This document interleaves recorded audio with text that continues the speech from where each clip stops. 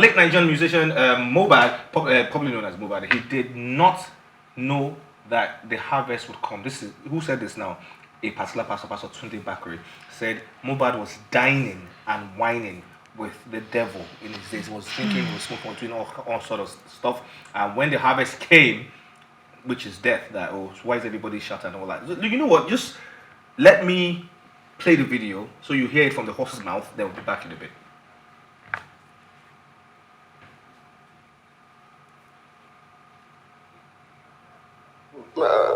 Mohbad. How many of you know Mohbad? Huh? The Nigerian artist who died at 27? Mohbad. Mohbad, when he was drinking and smoking and associating with men, he does not know that the harvest will come so soon and it will be cut down in the prime of youth. I'm not blaming him. I'm just telling you, is Mohbad a good name? Mohbad.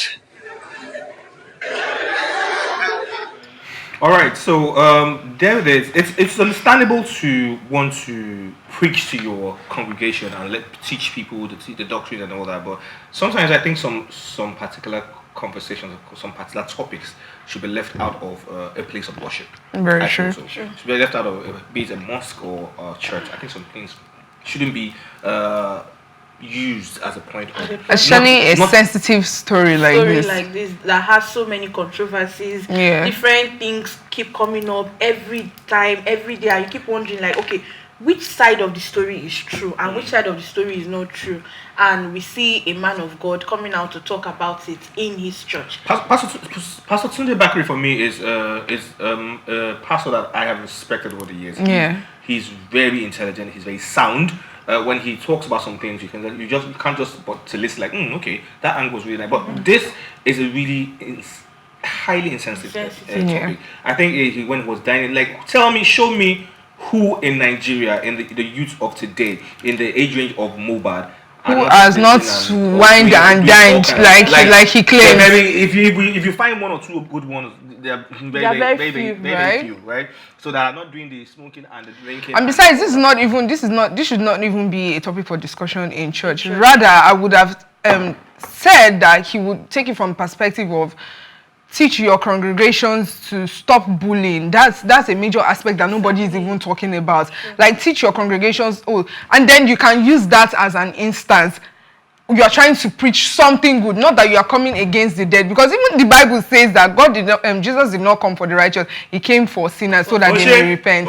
Yes, now I go Bible. I went to Bible Sunday school. But that being said, school. At the same time, I agree with we all kind of feel the same. We all gravitate towards the same sentiments, right? But at the same time, are we all being oblivious or being not taking note that this guy was actually living some kind of reckless life? Oh yes, he was living some kind of like reckless life, which was one of the reasons why people did not believe him when he was saying he had issues and all of that. But we cannot also leave out the fact that this guy was bullied. This guy went through some certain things in it. Almost everybody, not everybody, but almost everybody in the entertainment industry is following bad gang. Like, the moment you even tell anybody that, you're going into the music industry, they'll say, you're following bad gang. I remember Chike, when someone saw one video of Chike like that, the next person said, that this guy has started joining these people to do drugs and all. Now, coming from Pastor Bakare, right? I get where he's coming from, right? Like, he's coming from his church. I get what he's trying to do. I'm not saying that what he did was correct or he should have done that and all. It's just like trying to like give an advice. Like you said, we all saw that he lived a reckless, like, when he started his career, he lived a reckless life. What is recklessness, if I may ask? Let me even like, he was part of the... Anything that is part of Malians is reckless. It's reckless. Like 99.9% of the people in that label are under the influence of one thing or another. If the leader is steady under the influence of this XYZ, I mean, look at Zinoliske. See, it's easier said than done. You know, this person now, you go into the people that you flock with. They say birds of a feather flock together. You can't be somewhere and these people are the one paying your bills and all, and then you are trying to act like, oh, you can't do what they are doing. You want to form holier than thou. Eventually, you will start following in their footsteps. I disagree. And I disagree. Majority. What am I saying? All my friends are chain smokers. They are not the one. Never smoked. They are not the ones feeding you. I made mention of paying your bills, feeding you. Like when you feel like you don't have a choice.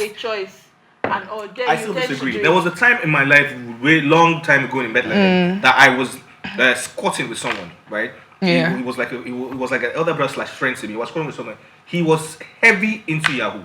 He was heavy into smoking. He tried everything. That time he was like, then I was working with one of these telecommunication companies. He was working, you will be going to work every month. Sit down, let me teach you. Did you just say you were working? I was not even making it. You were not entirely dependent on. To some certain level I was, right? Because I was living in this. the house. These people are like literally dependent on these ones. There's a contract signed. They can't just pick up their bags and leave. They can't just say, oh, I'm not doing this thing again. Then the thirst for fame, the thirst for money, let me just move with it. Let me buttress on the points you mentioned where you said it should have come from a point of bullying and all. Do you get? From that one of the holy books says all that glitters is not gold. Do you get? So you cannot tell me that. I'm not trying to come for the lead singer and all. You cannot tell me that when you were signing contracts or when you were trying to get involved with these people, you did not know the kind of people these people are. Of course, I'm sure he knew, but he's just like, I need to get popular by all means. I need to blow by all means. So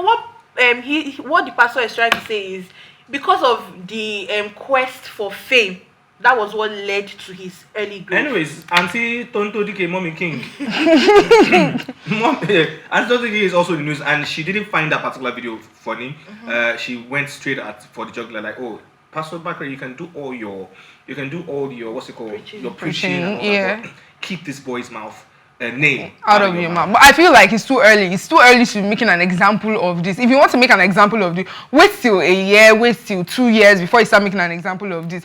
For now, it's a very sensitive matter. It's a matter that people are still crying on. A lot of people are having sleepless nights on. A lot of people are even beginning to see the dead on. Like, you shouldn't be doing that now. For me, I don't find anything wrong with that video. He's just trying to advise people that all that glitters is not gold. And Tonto Dikeh just seems sorry, I'm calling you. Tonto Dikeh just seems to be the advocate, the Mohbad advocate right now, because all of a sudden she's going up and down. Speak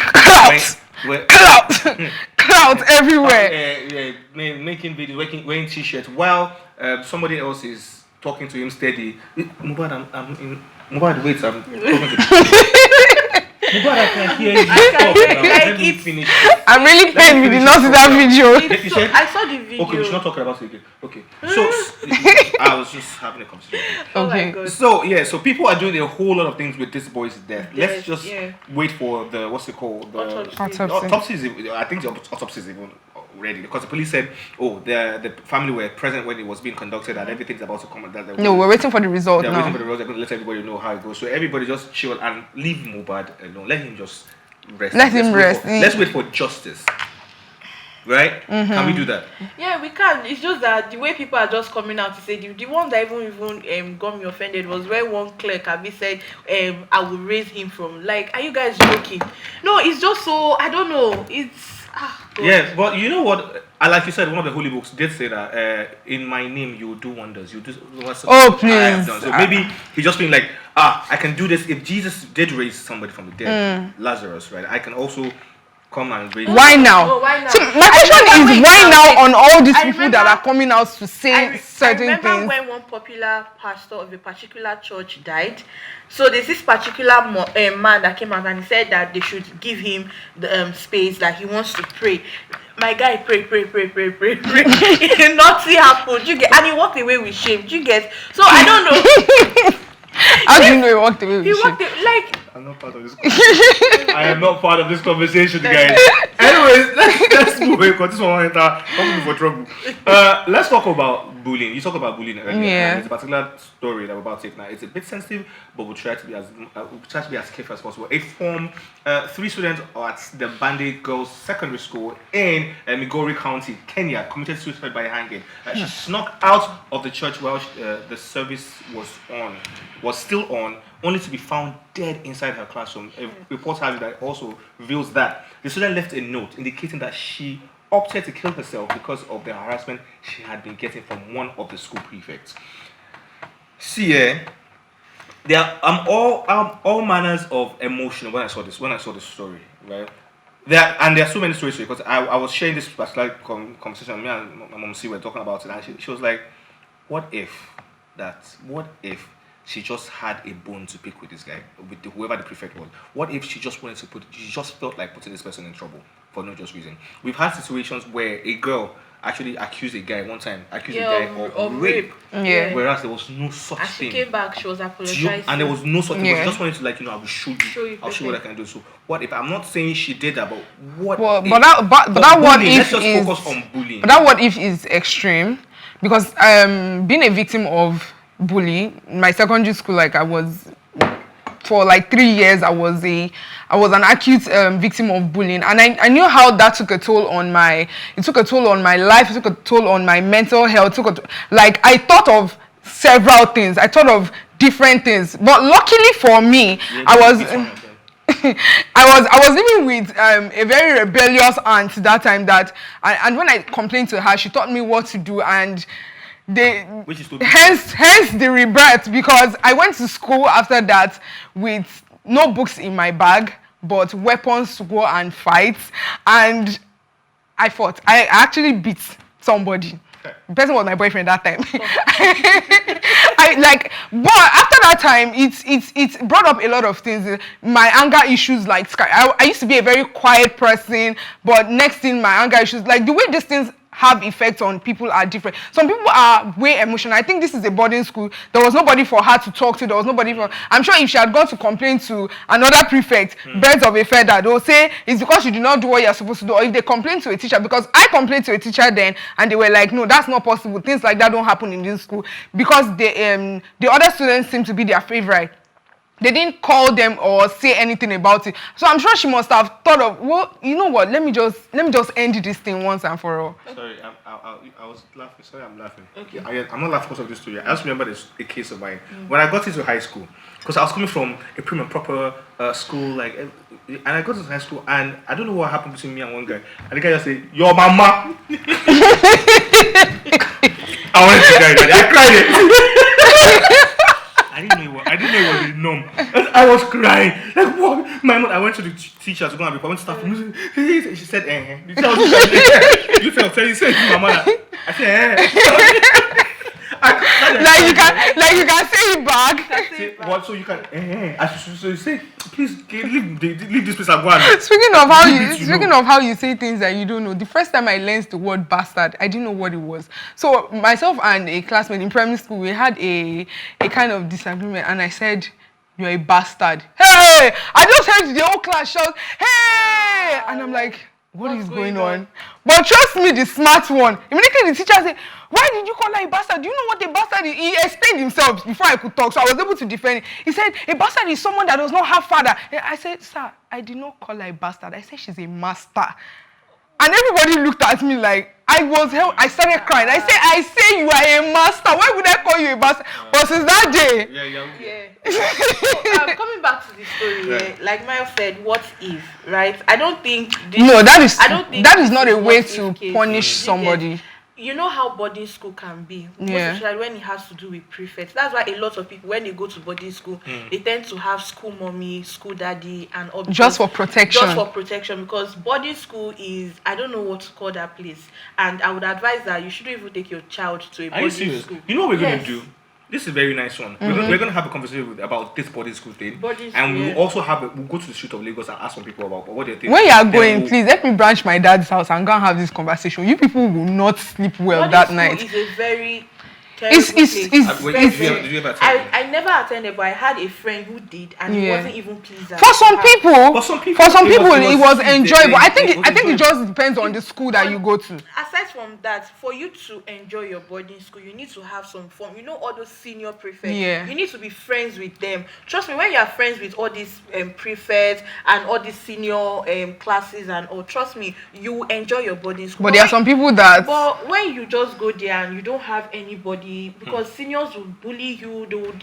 I remember when they would give you 15 naira, they'll tell you Go and buy something of 100 naira and bring 200 naira back. change. So I think that girl, she suffered series of, and it depends on the kind of harassment or bullying. It could be sexual, it could be anything, and maybe she must have spoken out and nobody did not pay attention to her, and she was like, you know maybe what? she has even spoken to her parents, and her parents just didn't like, come on, stop that. When that one happened, you get? Yeah. So I just like I agree with, I'm really with you, women. I feel that every institution now, high school, especially high schools and primary schools, right, they should have a particular body, a particular unit that if a child feels threatened, bullied in any way, just walk there. Not even the staff. Truly, because not when the teachers are. they have these things. They have these things abroad where there's a counselor on school ground for any issue you're going through whatsoever. I feel like it's something we can inculcate in our Nigerian schools, because just 15. I can imagine what these students are going through a lot, even from the hands of teachers sometimes, because sometimes teachers act like they don't have kids at home. Oh yes, I had a teacher in high school. It was an English teacher, and we had serious issues. I was suspended indefinitely because we had a serious fight. He was evil to me. He was mean, and that day it got to it, and we got into a physical. It's not something I'm proud of, but something that happened. We got into a physical fight, myself and my English teacher, and I was suspended indefinitely. I know. So my mother didn't know I was suspended. That one is even a sorry for that. I kept leaving the house, like I was going to school, but I was not going to school. I was gonna chill with my friends at the barrack and just sit there closing time. But when it was getting close for me to sit down for my mock exam for SSC, and I had to I just told my aunt, please let me tell her that I've been suspended. You've been suspended for like a month ago. And you're just saying now. It was that's a story for another day.